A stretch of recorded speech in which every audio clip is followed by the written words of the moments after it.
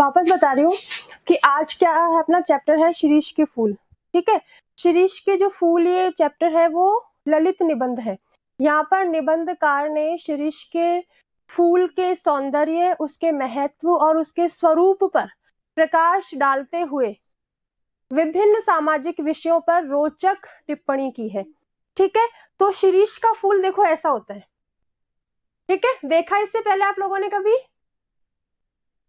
फूल देखा ये वाला? No ma'am. नहीं देखा? No ma'am. नो ठीक है मैम। ना, तो बड़ा सुंदर फूल है। ठीक है, अच्छा जिसने देखा होगा कोई दिक्कत नहीं है, लेकिन तुम लोगों को दिखाने के लिए कि शिरीष का फूल कैसा होता है। इस चैप्टर में एक फूल और आया है, अमलतास। ठीक है,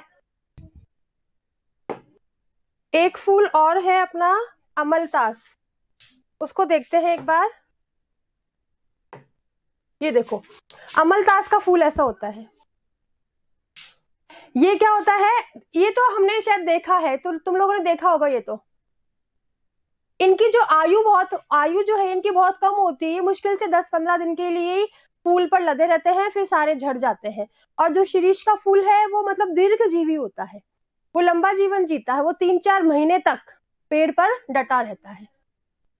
ठीक है, तो ये अमलतास का फूल है, और वो पहले वाला जो था अपना शिरीष का फूल था। ये मैंने इमेज तुम लोगों को दिखाने के लिए ही इसमें डाली है। ठीक है, अब अपन पढ़ते हैं अपना चैप्टर।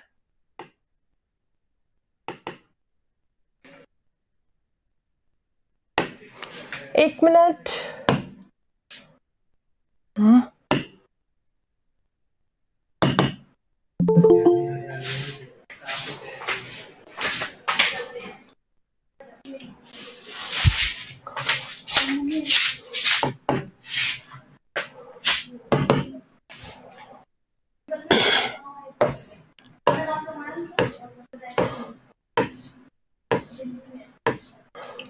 लेखक परिचय सबने पढ़ा था?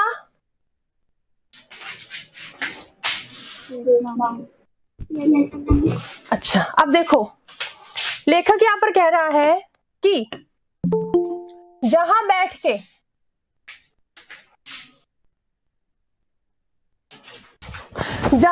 के ये लेख लिख रहा हो, ठीक है, उसके आगे पीछे दाएं बाएं शिरीष के अनेक पेड़ है।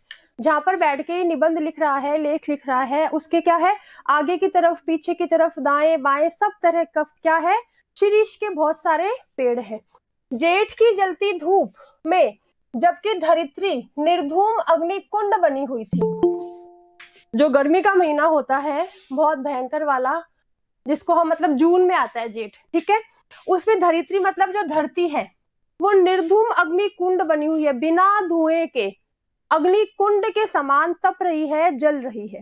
ठीक है, इतनी भयंकर गर्मी है, उसमें शिरीष जो है, हाँ बोलो, कोई कुछ बोल रहा है? कोई कुछ बोल रहा है क्या? नहीं, शिरीष नीचे से ऊपर तक फूलों से लद गया था। यहाँ पर लेखक क्या कहना चाह रहा है कि जब मतलब धरती अग्नि के समान जल रही थी, तप रही थी, ठीक है, उस समय जो शिरीष का जो पेड़ था वो क्या था, फूलों से लद गया था। इतनी भयंकर गर्मी में वो फूलों से लद गया था। कम फूल इस प्रकार की गर्मी में फूल सकने की हिम्मत करते हैं, मतलब बहुत ही कुछ ही ऐसे फूल हैं जो इतनी गर्मी में क्या करते हैं, खिलते हैं। ठीक है, फिर कह रहे हैं कि कर्णिकार और आरग्ध, ये कनेर और आरग्ध जो अमलतास है, इसकी बात मैं नहीं भूल रहा हूं। ये जो फूल गर्मी में खिलते तो हैं लेकिन इनकी उम्र कम होती है, वे भी आसपास इसके बहुत है। जहां पर ये लेख लिख रहा है वहां पर शिरीष के फूल तो है ही है, आसपास ये फूल भी है, लेकिन शिरीष के साथ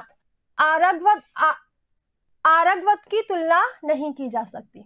वह 15-20 दिन के लिए फूलता है, शिरीष तो क्या है, लंबे समय तक फलता फूलता है, लेकिन जो ये अमलतास है वो सिर्फ 15-20 दिनों के लिए ही फूलता है और फिर पेड़ से नीचे गिर जाता है, झड़ जाता है। आगे कह रहा है कि वसंत ऋतु के पलाश की भांति, जैसे वसंत ऋतु में पलाश का फूल होता है, बस उतना ही। वसंत ऋतु जब आती है, पलाश का फूल है वो भी सिर्फ 10-15 दिन के लिए खिलता है, फिर झड़ जाता है। ऐसे जो अमलतास का फूल है वो भी 15-20 दिन में पेड़ पर खिलने के बाद फिर झड़ जाता है। मतलब कहने का मतलब है इनकी आयु बहुत कम होती है। कबीरदास को इस तरह 15 दिन के लिए लहक उठना पसंद नहीं था।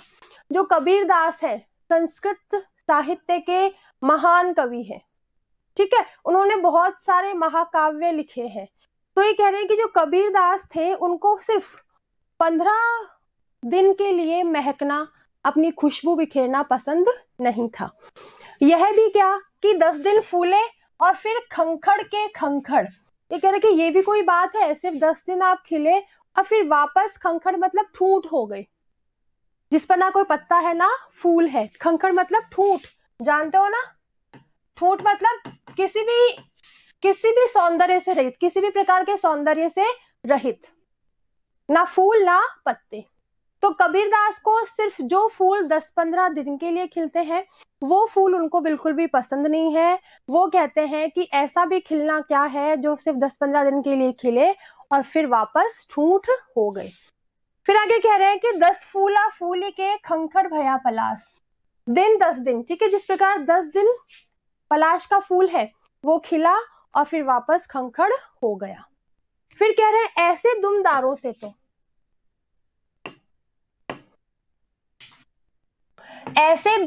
से तो लंडूरे भले। 1 मिनट इसको मैं बताती हूँ आपको अभी।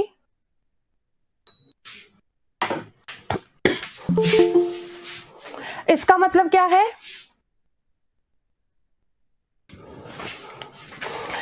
ऐसे दुमदारों से तो लंडूरे भले।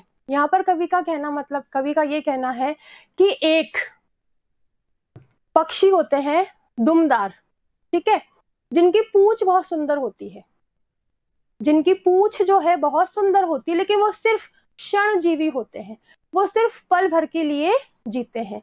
तो कबीरदास को ऐसे पक्षी बिल्कुल भी पसंद नहीं है। उनको मतलब वो पक्षी पसंद है जो मतलब पूंछ विहीन बेशक है, जिनके पूंछ नहीं है लेकिन उनकी आयु दीर्घ है, वो लंबे समय तक जीते हैं, ठीक है। इसी प्रकार जो मतलब पलाश का फूल हुआ, अमलतास का फूल हुआ, ये क्या है, सिर्फ 15, इनकी आयु, ये दीर्घजीवी नहीं होते हैं। इनका सौंदर्य जो है वो बहुत अल्प आयु के लिए होता है, इनकी जो सुंदरता है वो बहुत कम समय के लिए होती है। और जबकि शिरीष का जो फूल है, ठीक है, वो लंबे समय तक महकता है, लंबे समय तक जीता है, ठीक है। तो ज्यादा देर तक महकने वाले, ज्यादा देर मतलब बहुत लंबे समय तक जीने वाले, खिलने वाले, ऐसी चीजें कबीरदास को पसंद थी। तो उन्होंने उस बात का इसके लिए आशय स्पष्ट किया है कि ऐसे दुमदारों से तो लंडोरे भले, मतलब कि ऐसी पूंछ से तो पूंछ विहीन पक्षी अच्छे हैं जो लंबे जीते हैं। आई बात सबके समझ में? ये वाली बात सबके समझ में आई कि नहीं? जवाब दो जल्दी से। यस ठीक है। ये फिर आगे कह रहे हैं कि फूल है शिरीष। ये कह रहे हैं कि फूल में यदि किसी को गिना जाए तो वो शिरीष का फूल है। वसंत के आगमन के साथ, वसंत ऋतु में ये आता है, उसके साथ साथ ये महक उठता है और आषाढ़ तक तो निश्चित रूप से मस्त बना रहता है। और आषाढ़ का जो महीना आता है ये अपना होता है अगस्त के बाद में, ठीक है। उसमें क्या होता है, बड़ी आराम से उसी तरह से मस्त होके फूलता फलता रहता है। मन रम गया तो, यदि उसको अनुकूल वातावरण मिल गया, चारों तरफ उसको अनुकूल वातावरण मिल गया, तो भादों में भी निर्घात मतलब बिना किसी आघात के, बिना किसी बाधा के फलता फूलता रहता है। जब उमस से प्राण उबलता रहता है, जब हम उमस के मारे बहुत परेशान रहते हैं, ठीक है, हम मतलब जहां पर हम बेचैन रहते हैं उमस से, वहीं पर, और लू से हृदय सूखता रहता है, और भयंकर लू की गर्मी को जब हम सहन करते रहते हैं, उस लू से जब हम तपते रहते हैं, उस समय एकमात्र शिरीष कालजयी अवधूत की भांति जीवन की अजेयता का मंत्र प्रचार करता रहता है। शिरीष को यहाँ पर लेखक ने कालजयी अवधूत बताया है, ठीक है। कालजयी मतलब काल को जीतने वाला, अर्थात लंबे समय तक जीने वाला। अवधूत ऐसे फक्कड़ साधु जो मतलब कठिन से कठिन परिस्थितियों में साधना करते हैं, ठीक है। तो शिरीष के फूल को उन्होंने कालजयी अवधूत बताया है, जो कि भयंकर गर्मी, उमस, लू के थपेड़े सहन करके भी दीर्घजीवी बना रहता है। आ गई बात सबके समझ में ये वाली? ठीक है, चलो आगे। Yes ma'am. आगे कर रहा है कि यद्यपि कवियों की भांति हर फूल पत्ते को देखकर मुग्ध होने लायक हृदय विधाता ने नहीं दिया है। यहाँ पर लेखक खुद के लिए कह रहा है कि जो कवि है वो हर फूल पत्ते को देखकर मोहित हो जाते हैं और उन पर कुछ ना कुछ लिख देते हैं, लेकिन ऐसा जो हृदय है वो विधाता ने मुझे नहीं दिया है कि मैं हर एक फूल पत्ते पर मोहित हो जाऊं, उनकी जो सुंदरता है वो मुझे आकर्षित कर ले। मेरे साथ ऐसा कुछ भी नहीं है। पर मैं नितांत ठूंठ भी नहीं हूं, पर मैं नितांत हृदयहीन भी नहीं हूं। थोड़ा बहुत दिल मेरे पास है, लेकिन उसमें थोड़ी बहुत रोचकता, ठीक है, दूसरों पर मुग्धता ये सब मेरे अंदर है। मैं भी मोहित होता हूं, बिल्कुल ठूंठ नहीं हूं कि मुझे कोई चीज आकर्षित ही ना करे। फिर कह रहा है कि शिरीष के पुष्प मेरे मानस में थोड़ा हिल्लोल जरूर पैदा करते हैं। शिरीष के फूल को देखकर मेरे मन में, मेरे मानस में, मेरे दिमाग में कुछ हलचल जरूर मचती है और उसके ऊपर लगता है कि मैं भी कुछ अन्य कवियों की भांति लिखूं। फिर आगे कह रहा है, लेखक कह रहा है कि शिरीष के वृक्ष जो है वो क्या है, बड़े और छायादार होते हैं, बड़े होते हैं और छायादार होते हैं। पुराने भारत का जो रईस जिन मंगलजनक वृक्षों को अपनी वृक्ष वाटिका की चार दीवारी के पास लगाया करता था, उनमें एक शिरीष भी है। पुराने भारत के जो रईस लोग होते थे, नवाब होते थे, सामंत होते थे, जागीरदार होते थे या फिर राजा होते थे, वो क्या करते थे, अपने चार दीवारी, जो उसका महल होता था, जो मकान होता था, उसके चारों ओर मंगलजनक, ठीक है, जो मतलब शुभ, जिनको शुभ पौधे माना जाता है, ऐसे पौधे लगाया करते थे। उनमें से एक शिरीष का फूल भी था, मतलब शिरीष को भी मंगलजनक पौधा माना गया है। ठीक है, तो पहले के लोग रईस क्या करते थे, अपनी चार दीवारी के चारों ओर मंगलजनक वृक्ष लगाया करते थे। उनमें से शिरीष का जो पेड़ था वो भी एक था, मतलब शिरीष का महत्व भी उतना ही है जितना दूसरे पौधों का। जैसे मंगलजनक वृक्ष अशोक हो गया, अरिष्ट, पुन्नाग और शिरीष के छायादार, ठीक है, ये सारे पेड़ों के नाम है। अरिष्ट मतलब जो रीठा होता है उस टाइप का पेड़ होता है ये, और घन श्रवण मतलब घना और चिकना, ठीक है, घना और चिकनी। हरियाली से परिवेष्टित मतलब चारों ओर से ढकी हुई, ठीक है। वृक्ष वाटिका जरूर बड़ी मनोहर दिखती होगी।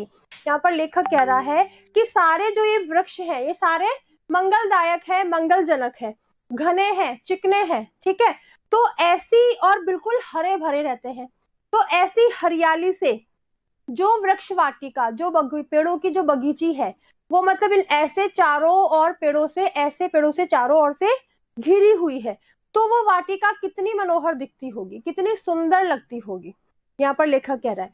फिर कह रहा है कि वात्स्यायन ने काम सूत्र में बताया है कि वाटिका के सघन छायादार वृक्षों की छाया में ही झूला, जिसको कि प्रेंखा और दोला भी कहा जाता है, लगाया जाना चाहिए।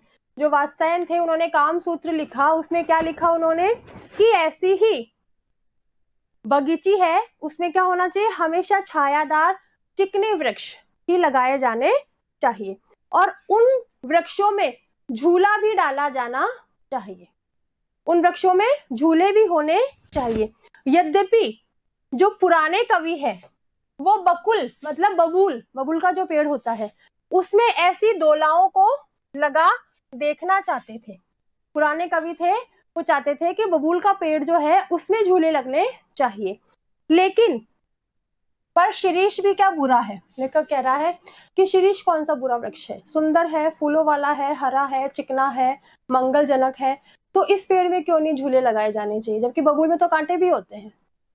ठीक है, डाल इसकी अपेक्षाकृत कमजोर जरूर होती है, डाल जो है इसकी बबूल के पेड़ से कमजोर होती है, पर उसमें झूलने वालियों का वजन भी तो बहुत ज्यादा नहीं होता। यहाँ पर लेखक कह रहा है लेकिन उसके अंदर जो झूलती है, ठीक है, जो नायिकाएं झूलती है, उनका वजन भी बहुत ज्यादा नहीं होता है। फिर कह रहे हैं कि कवियों की यही तो बुरी आदत है कि वजन का एकदम ख्याल नहीं करते। यहाँ पर लेखक कह रहा है कि कवियों की बहुत बुरी आदत है, वो ये वजन नहीं देखते। जरूरी थोड़ी कि सारी जो स्त्रियां है, सुंदर स्त्रियां हैं, उनका वजन कम हो, ऐसा कुछ नहीं है। वजन किसी का ज्यादा भी हो सकता है, और यदि शिरीष के पेड़ पर झूला लगाया जाए तो हो सकता है उसकी डाल टूट जाए। ठीक है, तो इस हिसाब से तो क्या किया, पुराने कवियों ने बबूल के पेड़ को श्रेष्ठ माना कि उस पर झूला लगाया जाना चाहिए, क्योंकि उसकी डाल जो है वो क्या है, मजबूत होती है, और शिरीष के पेड़ की डाल थोड़ी कोमल होती है। तो यहाँ पर ये शंका है लेखक को, यदि मान लो अगर वो झूला टूट जाए तो जो पुराने कवि क्या करते हैं, उनकी आदत क्या है कि वो वजन का ख्याल नहीं करते हैं। फिर कह रहे हैं कि मैं तुंदिल वजन का ख्याल नहीं करते हैं, मतलब यहाँ पर ये लेखक एक तरफ से ये भी कह रहा है, क्या कह रहा है कि जो नायिकाएं होती है, हमेशा कवियों की जो नायिका है, कवि मतलब जिस नायिका पर लिखता है, हमेशा वो जो स्त्री होती है वो उनकी हमेशा खूबसूरत होती है, ठीक है, बहुत फूल सी कोमल होती है, बहुत सुंदर होती है, और वो हमेशा ऐसी नायिकाओं का ही वर्णन करता है। उनके काव्य में बदसूरत को तो कोई स्थान ही नहीं है, वो हमेशा खूबसूरत पर ही, खूबसूरती पर ही लिखते हैं, सुंदरता पर ही लिखते हैं। तो उनके हिसाब से क्या है, नायिकाएं जो है वो कोमल होती है, फूल जैसी कोमल, तो वो शिरीष के पेड़ पर भी आराम से झूले में झूल सकती है। कुछ कवि तो ये कहते हैं, और कुछ कवि कहते हैं कि नहीं, बबूल के पेड़ पर झूला पड़ना चाहिए। ठीक है ना, क्यों पड़ना चाहिए, हो सकता है कि बबूल का पेड़ क्या है, मजबूत होता है, उस पर नायिकाएं जो है वो आराम से झूल सकती है, स्त्री आराम से झूल सकती है, टूटने टाटने का डर नहीं रहता है। ठीक है, तो इसी तरह से दो प्रकार के कवि हैं, एक तो कहते हैं कि वो जो स्त्रियां बड़ी कोमल होती है वो शिरीष के पेड़ पर भी झूल सकती है, दूसरी तरफ के कवि कहते हैं कि नहीं, मजबूत झूला पड़ना चाहिए, जिससे कि उनको झूलने में कोई, हाँ बोलो। मम्मी दोनों लड़ते रहते हैं क्या? लड़ते नहीं रहते हैं, यहाँ पर लेखक क्या है, अपनी बात को सिद्ध करने के लिए ऐसे तर्क देता है। तो मम्मी लड़ते रहेंगे तो नीम पे लगा लेंगे। हाँ, हम तीसरा सजेशन देंगे इनको, भाई तुम मत लड़ो, बबूल पे भी मत लगाओ, शिरीष पे, बस है, हम तो नीम के पेड़ पे लगाते हैं झूला, गांव में तो नीम के पेड़ पे झूला लगाया जाता है, ठीक है ना, हमने कभी नहीं देखा कि शिरीष के पेड़ पे झूला लगा हो या बबूल के पेड़ पर झूला लगा हो। लेकिन कवि है, कुछ भी कह सकते हैं, बात यह है, मैं कहती हूँ हमेशा कि कवि जो है कुछ भी इमेजिन कर सकते हैं, लेखक है कुछ भी सोच सकता है, हमें क्या करना है कि हाँ भाई उसने सोच लिया, अब हमें समझाना है, उस चीज को हमें समझना है। ठीक है, लड़ता कोई नहीं है। हाँ, ये होता है कि आलोचना जरूर करते हैं, आलोचक जो होते हैं वो क्या करते हैं, कवियों की, लेखकों की बुराई, उसकी साहित्य लेखन पर, उसने जो भी रचना लिखी उस पर आलोचना जरूर करते हैं कि इसने इसमें ये कमी छोड़ी, ये कमी छोड़ी। ठीक है, बाकी आपस में कोई नहीं लड़ता, सबको, सब लोग क्या चाहते हैं, अपनी श्रेष्ठता सिद्ध करना चाहते हैं, अपनी श्रेष्ठता सिद्ध करने के लिए वो ऐसे ऐसे तर्क देते हैं कि वो सही साबित हो। आई बात समझ में? ठीक है, चलिए आगे चलते हैं। फिर कह रहे हैं कि मैं तुंदिल नरपतियों की बात नहीं कर रहा हूं। तुंदिल नरपति मतलब जिन राजाओं की तोंद होती थी, ठीक है, वो चाहे तो लोहे का पेड़ बनवा ले, भाई उनका तो ना तो शिरीष के फूल के पेड़ पर काम चलेगा, झूला झूल सकते हैं, ना ही वो बबूल के पेड़ पर झूला झूल सकते हैं, तो उनके तो क्या करना पड़ेगा, लोहे का ही पेड़ बनवाना पड़ेगा, और उस लोहे पर ही ऐसे राजा झूल सकते हैं। ठीक है, यहाँ पर लेखक ने ये कहा। यहाँ तक समझ में आ गया सबको, कोई दिक्कत? Yes ma'am. चलिए आगे चलते हैं।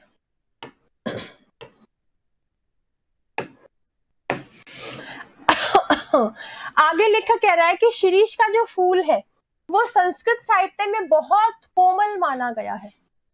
ठीक है, संस्कृत साहित्य के कवियों ने शिरीष के फूल को एक बहुत ही कोमल, एक नाजुक सा फूल माना है। मेरा अनुमान है कि कालिदास ने यह बात शुरू शुरू में प्रचार की होगी, कि कालिदास ने बात शायद जब उनको पता नहीं होगा अच्छे से, तब इसका प्रचार किया होगा कि शिरीष का फूल बहुत कोमल होता है।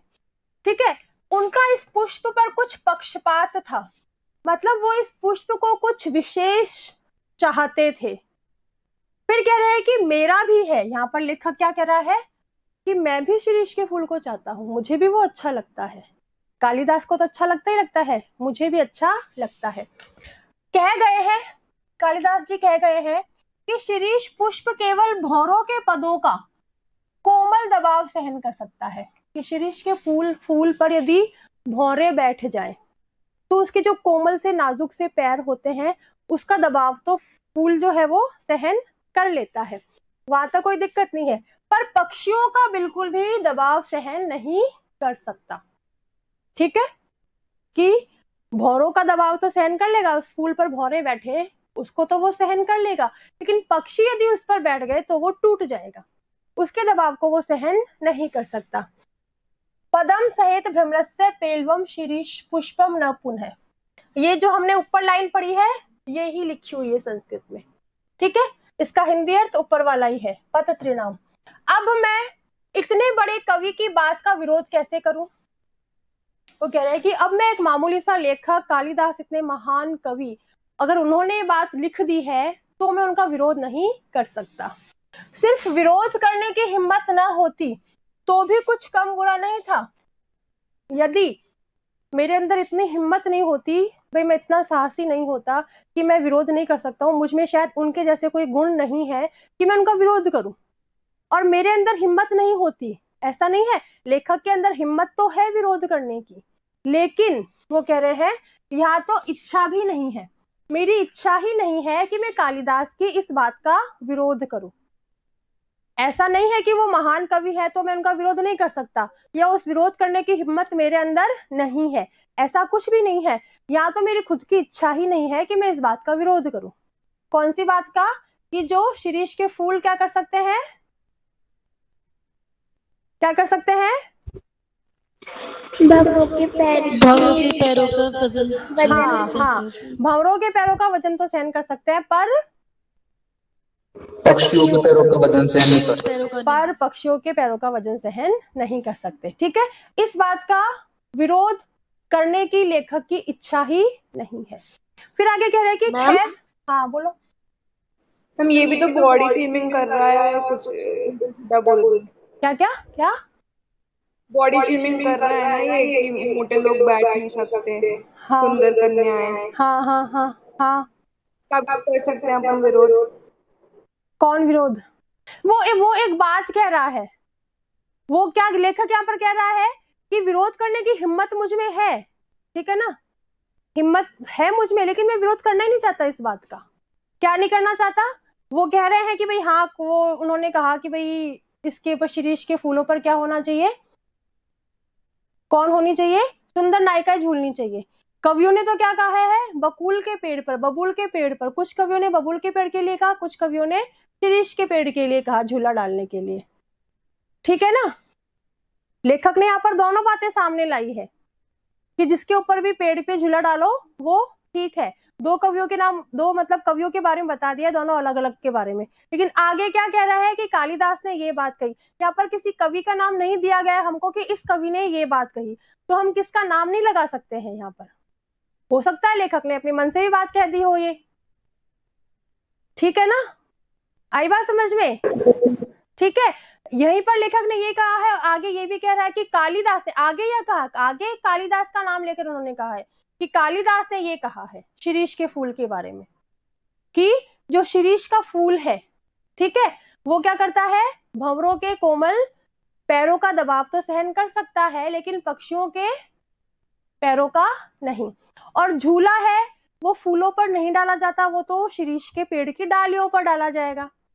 तो फूल और डाली तो वैसे ही अलग बात हो गई, दोनों अलग अलग हो गया ना। ठीक है, कवियों ने तो डाली के लिए कहा है झूला डालने के लिए, फूल पर थोड़ी झूला डलेगा कि फूल पर डाली लगा दी और फिर झूला डल गया, वो तो पेड़ की डाली पर डलेगा। ठीक है, आ गई बात समझ में? मुस्कान, मुस्कान ही बोल रही थी ना अभी, मुस्कान खांडल। हम कनिका। कनिका, अच्छा मुस्कान, अच्छा मुस्कान के नाम से, ओके, मैं सोची कि नई बच्ची आ गई। ठीक है ठीक है, आगे तुम्हारी बात समझ में आ गई? Yes ma'am. अब अब आगे कह रहे हैं कि खैर मैं दूसरी बात कह रहा था। ये तो उन्होंने बीच में बात ला दी, आगे बात कौन सी कह रहे थे वो, कि शिरीष के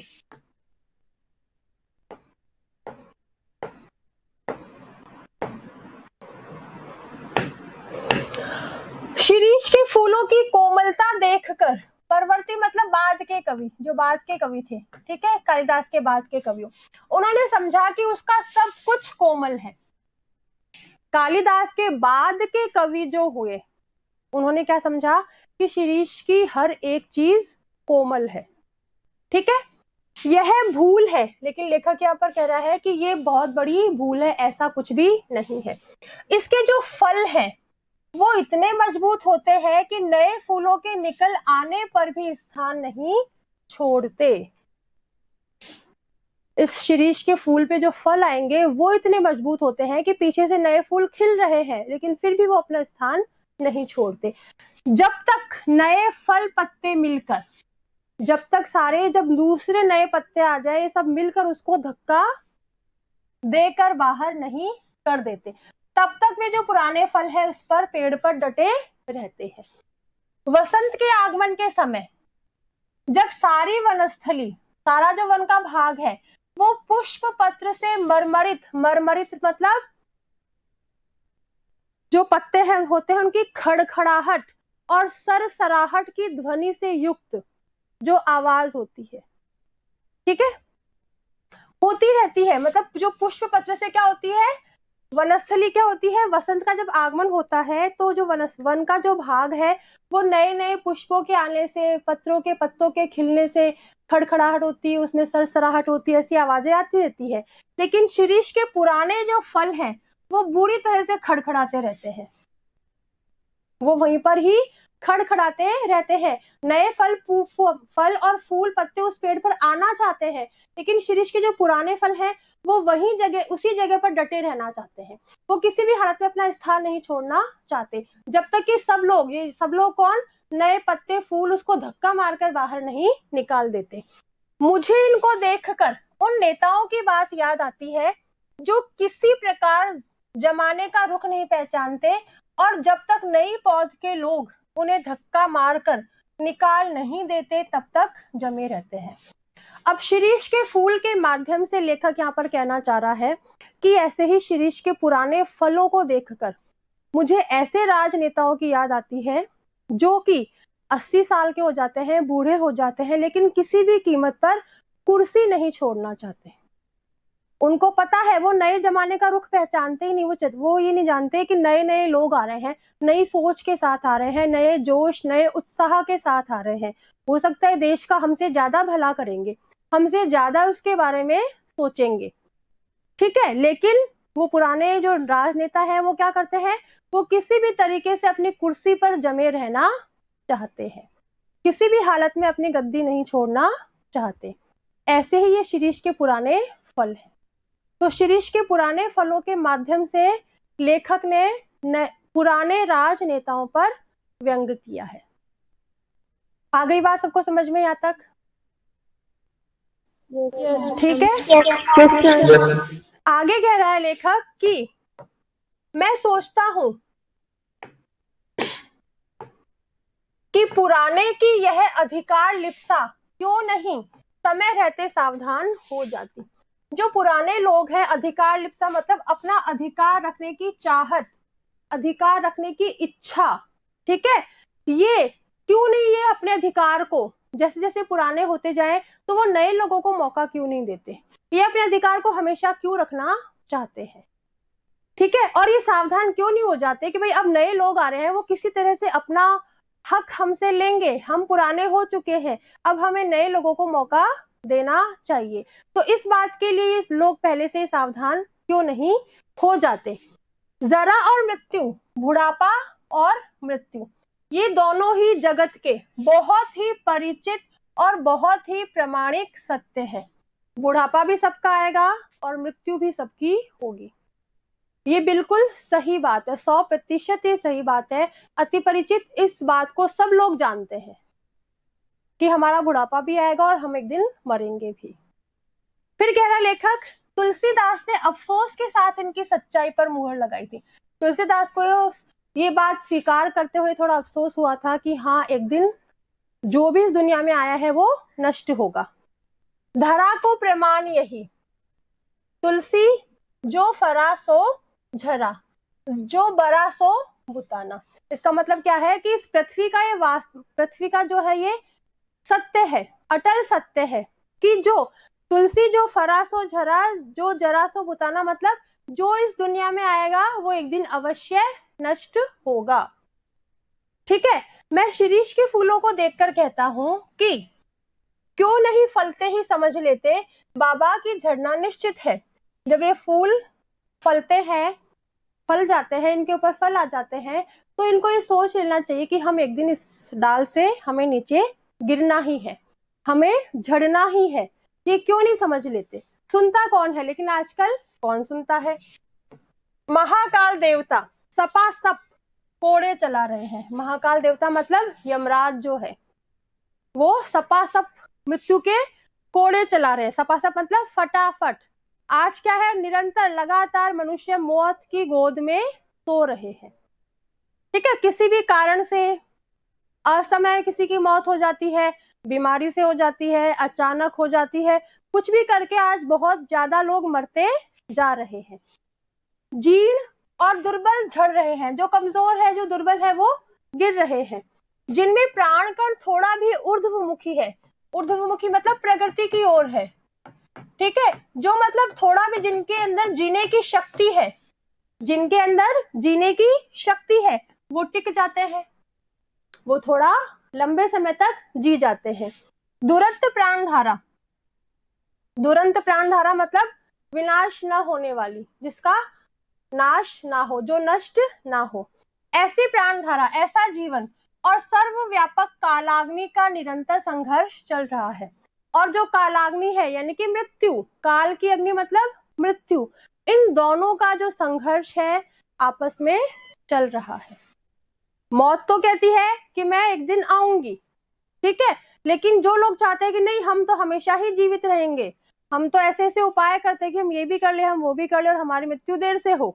ठीक है, जो लोग ऐसा सोचते हैं, इन लोगों के बीच में, एक तो मृत्यु के बीच में और एक ऐसे लोगों के बीच में निरंतर लगातार संघर्ष चल रहा है। ठीक है, मूर्ख समझते हैं कि जहां बने हैं वहीं देर तक बने रहे तो काल देवता की आंख बचा जाएंगे। जो मूर्ख लोग हैं वो क्या सोचते हैं कि हम जहां पर है हम वहीं पर टिक जाएंगे, मजबूती से उसको हम पकड़ लेंगे, ठीक है ना, तो हम हो सकता है कि मृत्यु की आंखों से बच जाएंगे, मतलब हम जी जाएंगे, हमेशा जी जाएंगे। तो ऐसे लोग कौन है? मूर्ख है, जिनको बिल्कुल भी समझ नहीं है। फिर क्या कह रहे हैं वो भोले हैं, वो जानते ही नहीं कि मृत्यु एक दिन सबको आनी है। हिलते डुलते रहो, लेकिन लेखक यहाँ पर ये भी कह रहा है कि हिलते डुलते रहो, स्थान बदलते रहो, आगे की ओर मुंह किए रहो तो कोड़े की मार से बच भी सकते हो, जमे की मरे। इसका मतलब क्या है, इसका आशय क्या है?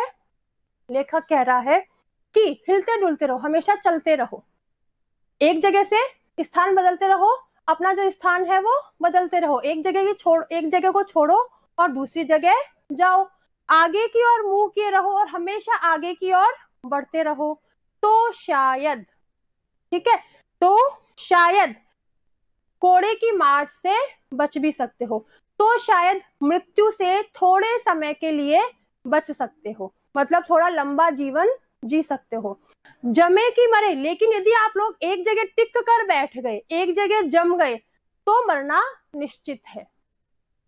आ गई बात समझ में? ठीक है, क्या कह रहा लेखक, क्या कह रहा है? अगर लंबा जीवन जीना है तो हमें क्या करना है?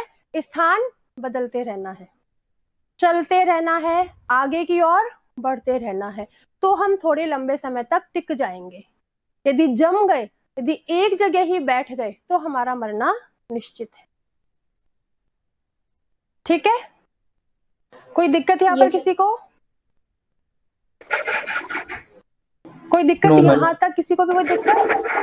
नो। ठीक है, चलिए बाकी का अपन कल पढ़ेंगे, ठीक है? ओके ओके बेटा, बाय।